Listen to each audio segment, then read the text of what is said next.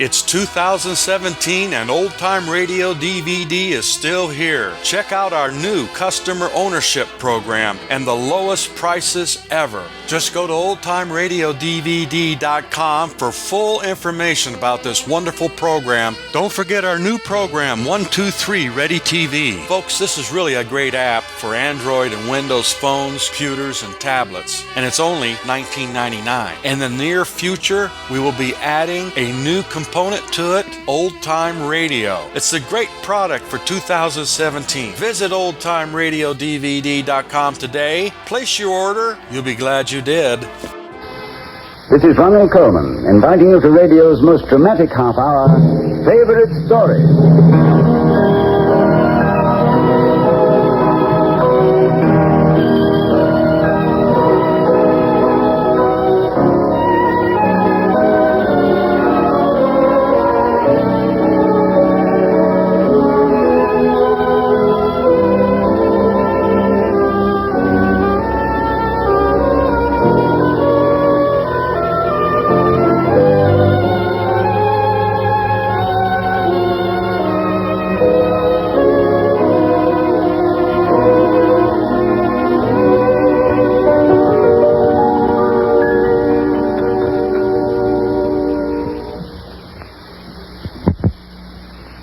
There are times in every man's life when he lifts his eyes and his heart to the distant horizon.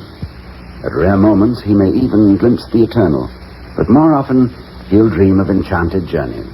We're all of us wanderers and travelers on the face of the earth, and if some of us never have the golden opportunity of visiting far Cathay and old Baghdad, the secret mountains of Tibet, or the courts of the ancient rulers of China, still we can close our eyes and dream.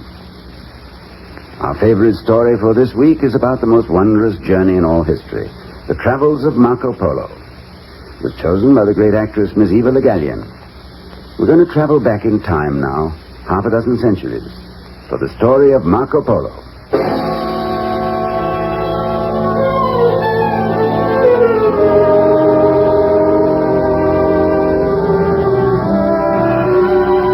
This is Venice, in the year of the Eighth Crusade. The richest, most handsome city on the continent of Europe. The sailing ships of Venice ply the great sea from Spain to Suez, bringing home to these shops along the Piazza San Marco the treasures of the medieval world. Here you can buy rubies and silks and spices, chessmen from Persia, sandalwood from Timor, cloves and nutmegs from the steppes of Afghanistan. Many Venetians have made fortunes through serving the world with the fruits of their commerce. The pink marble house there by the Bridge of Sighs, that is the palace of the Polos. Merchants of extraordinary courage, the Polo brothers. 9 years ago they left this palace on a trading journey to the east.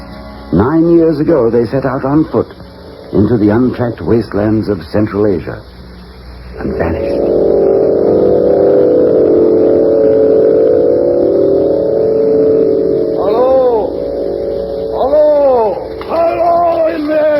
Let us in! Unlock the gate! Let us in!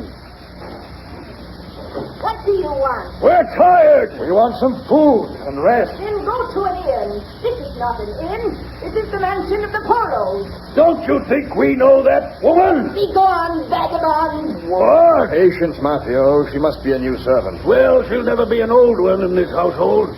Let us in! Not without the master's permission. You're talking with the masters of the house. You dressed in such rags and tatters, the masters of the house. We've been on a long journey, woman. I am Niccolo Polo. This is my brother Matteo. Give us entrance, woman, and quickly. What is this commotion, Signora? Only some beggars pretending to be your father and uncle. Those men below? Marco.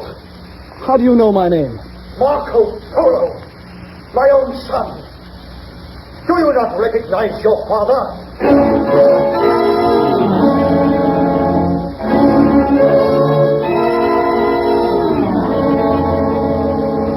cannot believe we are in Venice. Home again. You do remember me, don't you, son? I remember you with black hair, not gray. And I can remember you picking me up and holding me in your arms. That would be a difficult thing for him to do now. I remember Uncle Matthieu's laugh. And the stories you used to tell me, Father, of faraway places. We have more to tell you now, Marco. Of the farthest away places man has ever been. Marco, you've not mentioned your mother. Is she not here? No, Father. Away from Venice, taking the summer in the country? Yes?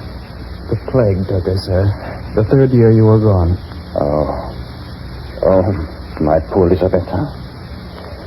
In how many distant deserts did I dream of her in my arms? Now I come home to find that she has traveled farther than I. God rest her soul. Tell me of some of the places you visited, Father. Did you get as far as Constantinople? Eh? Oh, that is but the doormat of our travels, Marco. And we've brought back to Venice some of the greatest treasures of the East. Look, Marco, how much do you think this is worth? This bit of black bark? Well, nothing. Oh, that is the greatest treasure of all, my son. It is money made from paper. Paper money? What is paper worth? This could ransom a royal prince anywhere in Eastern Asia. Well, what makes the paper so valuable? This seal, Marco. The seal of the most powerful, most dreaded, most enlightened ruler on the face of the earth. Master of 1,000 million souls, from the Gobi Desert to the rim of Poland. His Imperial Majesty, the Emperor of Cathay, Kublai Khan.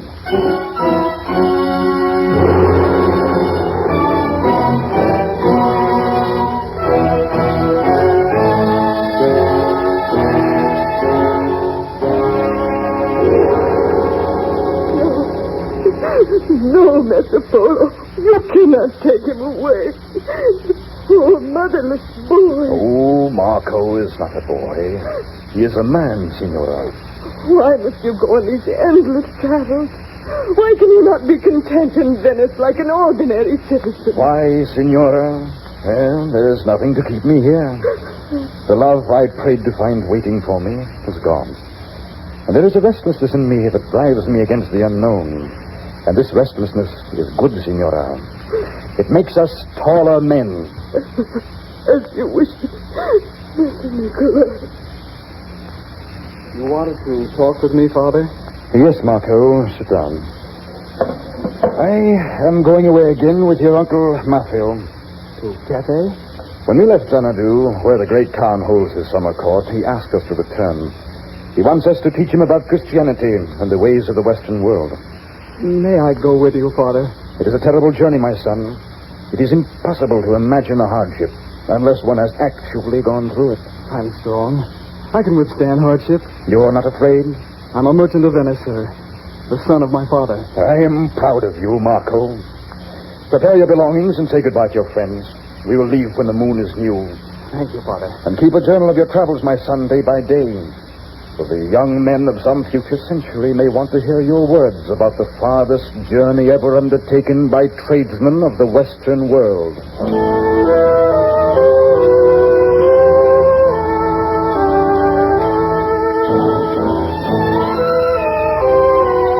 First day. Thus I begin the journal of our travels. My father, my uncle, and I set out by ship from Venice. Our destination, the seaport of Accra, in the land of Palestine.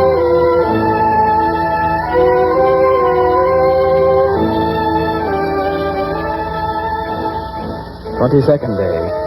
We arrive in the Holy Land and seek audience with His Holiness Pope Gregory, who gives us his blessing on our journey and a letter of greeting to the great Khan.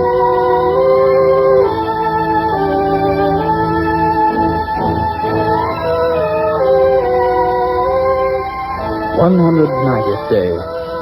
Traveling on foot, we arrive in the ruins of Babylon and pitch our tents in what was once the Garden of Eden.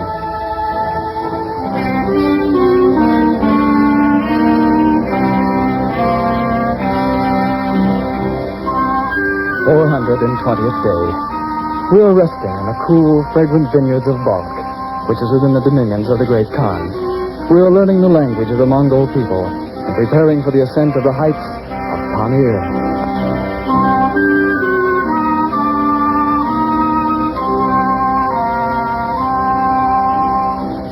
"701st day. We have seen miracles this day, from the mountains which are truly the rooftops of the world. The air will scarcely fill out a man's lungs, and fires have no warmth.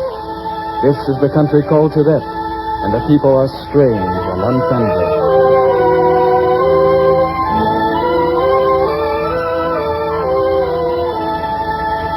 1,003rd day. We are crossing down into the dreaded desert of Lapnor, where it has never rained. My father warns me of the danger from the heat and sun.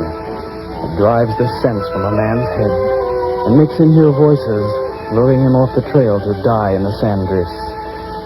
The heat is unbearable. The clouds of dust stick in one's throat. Sometimes I feel my mind will leave my body, and I fancy that I hear voices. A voice. A woman's voice. Calling to me. No. It is a will-o'-the-wisp voice, calling me to my death. No. I must not answer. No.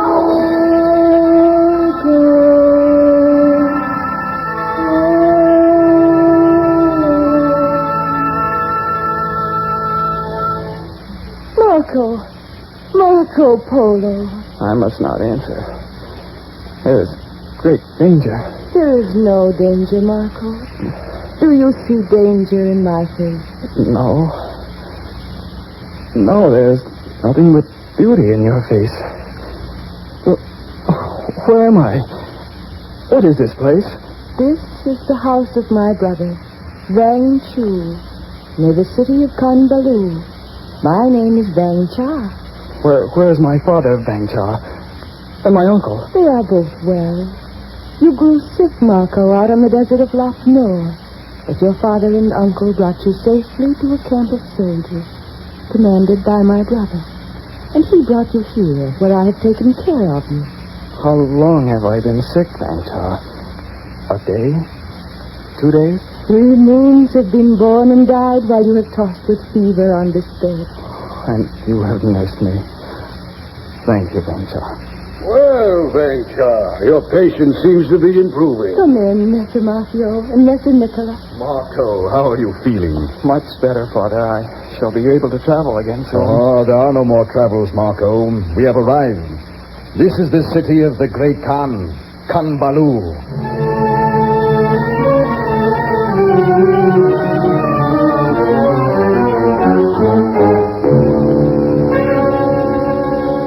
Why should the great Khan wish to see you? What? Why, we have traveled all the way from Venice to see him. The great Khan is our friend. You cannot refuse us. I can refuse you. As Prime Minister of Cathay, my voice is the voice of the great Khan himself. I speak his wishes.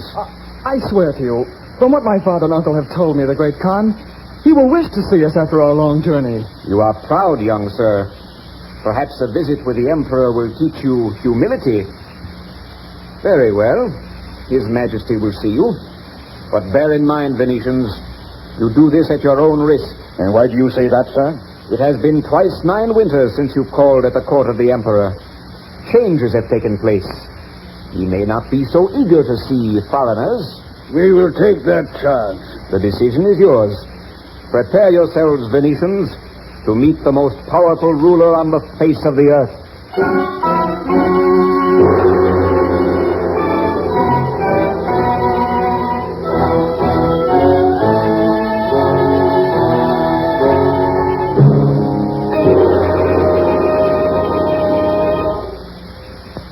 We're ready now for Act 2 of Evelyn Gallien's favorite story, with Roland Morris as Marco Polo.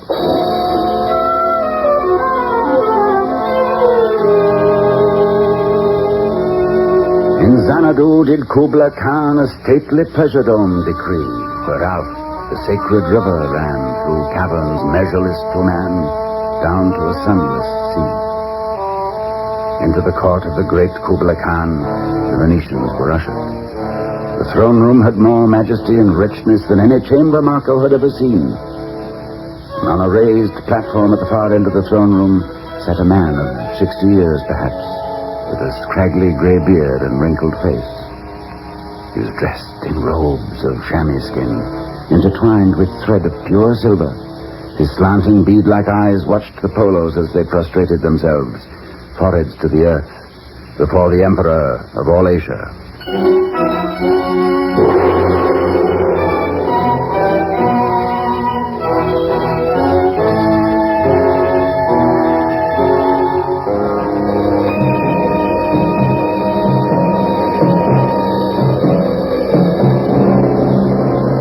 Bow down, ye mortals, before the ruling prince of the earth, the king of kings and khan of khans and emperor of emperors, the monarch of Cathay, Japan, Mongolia, Tibet, Burma, India, Turkestan, Afghanistan, Persia, and the steppes of the Hindu Kush.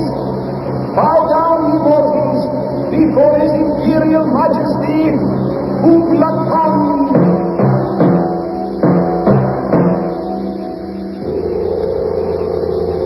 Rise, and welcome to our court, friends. We bring greetings to your imperial majesty from the princes of Europe. This pleases us. Was your journey a happy one, traveler? We have survived it, O Emperor. I have brought my son, your majesty. His name is Marco. Greetings, Almighty Khan. You are welcome as your father and your uncle. We were given to believe that conditions had changed in your court, and that we might not be welcome. Messrs. Polo, know ye not that false tidings will always seek your ears? Ye know me as a seeker after truth, yet truth is a stranger in my own court, refused admission by the lies which surround me. Believe not the rumor, believe only that Kublai Khan is happy to see you. But now, are we eager to hear your account of the long journey and of the far lands you have touched upon? Your majesty, Marco has kept a journal, day by day. I shall be delighted to tell you of our travels, Mighty Khan. Our ears are eager for your words, young merchant. Dismiss the court. We would be alone to hear firsthand the travels of Marco Polo.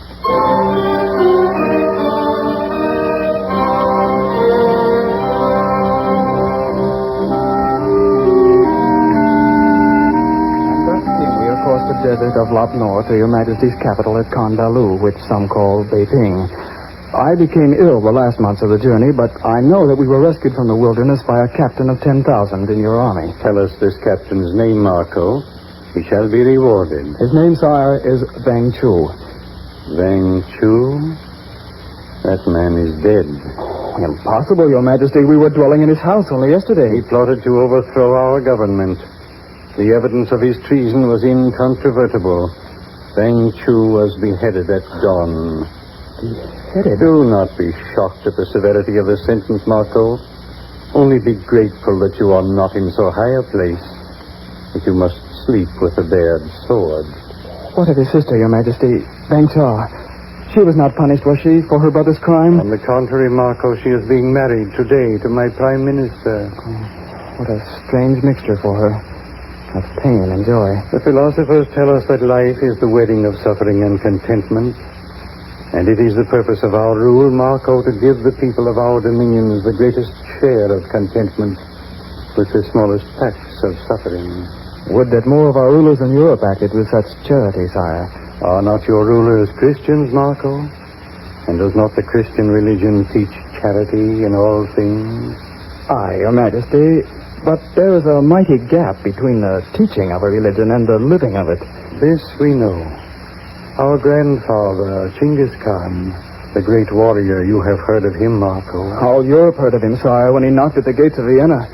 Genghis was a worshipper of household idols. Our father was a Buddhist. Our prime minister is a Saracen. The chief of our palace guard a Confucian. And in high places throughout our empire are Hindus and Jews, followers of Laotse and Zoroaster and Jesus Christ. We live and work together. We worship as we choose. It is a law of our empire that no temple, be it mosque or shrine or synagogue, may be taxed by our officials or molested by our citizens. What is your religion, Almighty Emperor? My religion, Marco? Call me a worshiper of God and a doer of good work. Mighty Khan, let me serve you. Let my hands and brain be extensions of your own, sire. We are pleased with you, Marco. Loyal deputies are as the rarest and most precious gems in the crown of an emperor. What are those noises? The strange sounds. What are they, sire? Come to the window, my boy. You hear the marriage procession of Akmat, my minister. Oh, those cracking sounds like whips beating on rock. Have you no gunpowder in your Western Wales, Marco? Those sounds come from firecrackers, as we call them, which delight our people at their feasts and ceremonies. And that is Akmat? Wearing the 3 swords. It gives an old man satisfaction to see others enjoying themselves. Look at the happiness stamped on every face, Marco. But there is no happiness on the face of the bride, Your Majesty. There is no joy in the heart of Vang Char.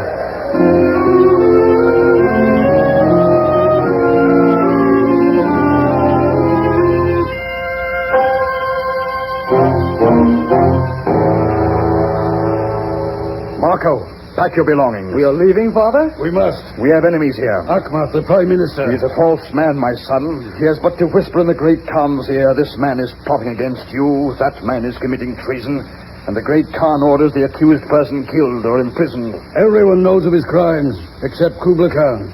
But everyone is too much afraid of Akmat's influence to expose him. I am not afraid. The Khan is a great man. He deserves to hear the truth. And I dare to tell it to him.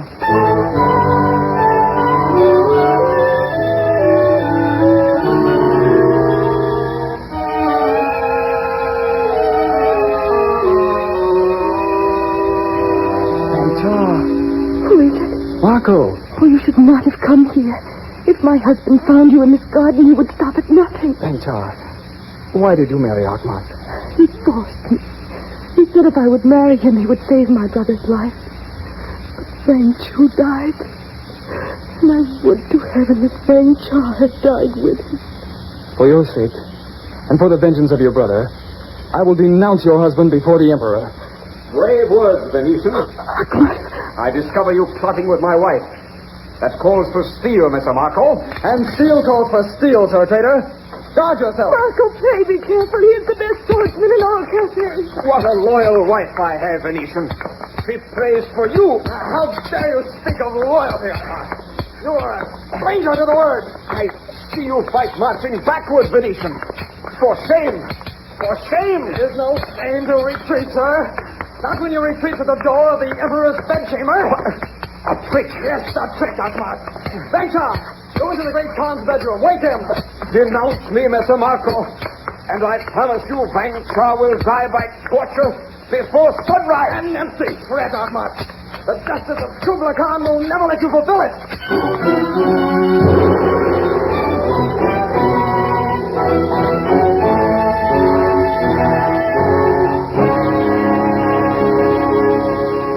Why should we hold court at this hour of the night, Marco?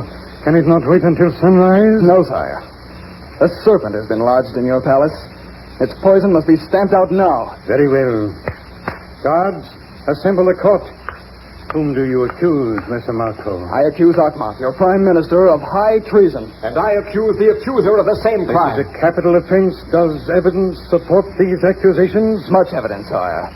But fear has kept it from you. Then speak boldly, Marco, and have no fear. This man, your first prime minister, has lied to you about false plots against the throne. Has been the cause of wrongful deaths to many of your loyal subjects, such as Vang Chu, the captain of 10,000. He lies. He was a friend of Vangchu, in league with him. Believe him not, O Emperor. Silence, Akmat.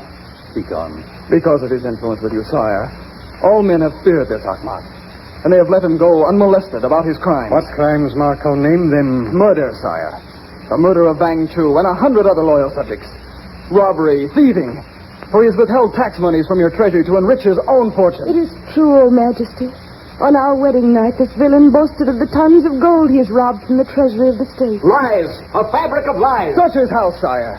You will find a king's ransom in his storehouses. My son speaks the truth, great Khan. Messrs. Maffeo and Niccolo, what know ye of these things? We have traveled among your people, sire, and talked with them.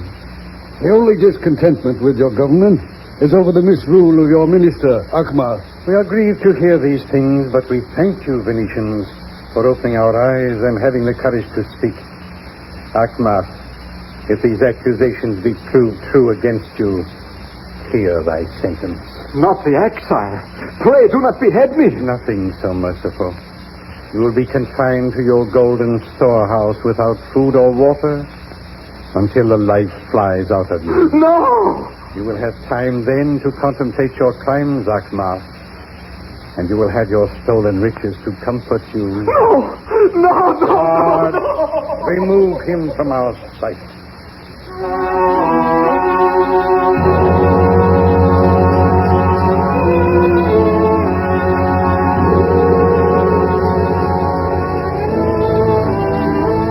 The flower blooms, but in its fullest summer the fragrance of decay is already upon it. So it is with the governments men build. At the summer of our greatness, the men who would destroy us are smiling at our side. But also like the flower which withers, we clasp to the heart of us the seed of our rebirth. Of such is Marco Polo. As long as there are merchants like Marco, a tired old emperor and a crumbling empire can look with hope to the dawning of the new day.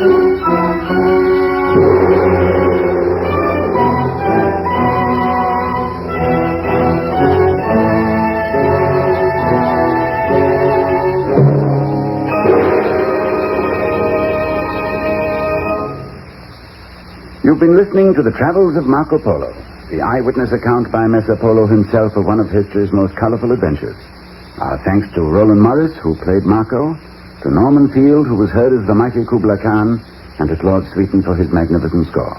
And our particular thanks to Miss Eva Le Gallienne, who selected The Travels of Marco Polo as this week's favorite story. Next week, a highly imaginative story about a merry-go-round in a little Paris park and how it influenced a man's life. If you've ever been to Paris, or ever dream of going there, you'll catch the flavor and the magic that we all associate with the Queen of Cities. It's Maurice Level's The Man from Yesterday, a rare story, the kind we like. It was chosen as the favorite story of the voice himself, Frank Sinatra. We hope you'll be listening.